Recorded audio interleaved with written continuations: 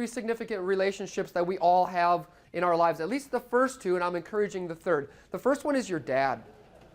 I certainly don't know all of you. I don't know what your relationship is like with your dad.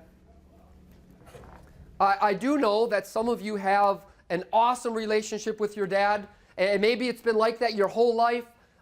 Maybe you had a rocky time with your dad. Maybe it was your high school years and you were in that rebellious stage, or you were fighting for independence and you wanted to be your own man. And you didn't need your dad, your old man, telling you what to do anymore.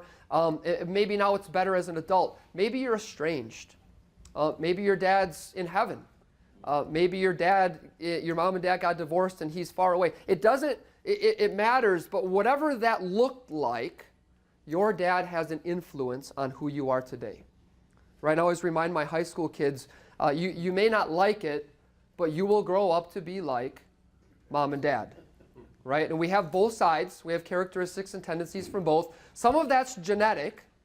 Most of it's modeling. And most of it's the reality that what you saw as a child, even when it wasn't a sit down and let me teach you something, son, kind of lesson, whatever you saw, that's who you will most likely become unless you consciously make a change, for better or for worse. And realistically, because your dad was definitely a sinful man and prayerfully also a Christian man, he had both positive and negative traits. Right? So there are some things you learn from your dad that make you the man that you should be, that you want to be. And there are some things that you might have learned from dad that you have to consciously say that, you know what, that wasn't good. I need to follow a different path. So it might do you some good. It's not really the focus of our discussion today, but it might do you some good to go home later on and just think about what did I learn from my dad? I'm seeing mostly older guys with us today. Not high school students might have trouble doing that. But once you get out of high school, out of college, as you become an adult yourself, you're a little bit more able to look back and realistically analyze that relationship. There might be some pain there.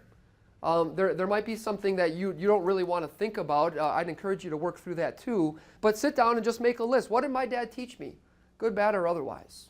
And then make a conscious decision to say, you know what, these are the qualities in my dad that I appreciate. I'd look at my dad and I would say hardworking. I mean, my dad got up and went to work every single day. And when he came home, he was tired, but he provided for our family.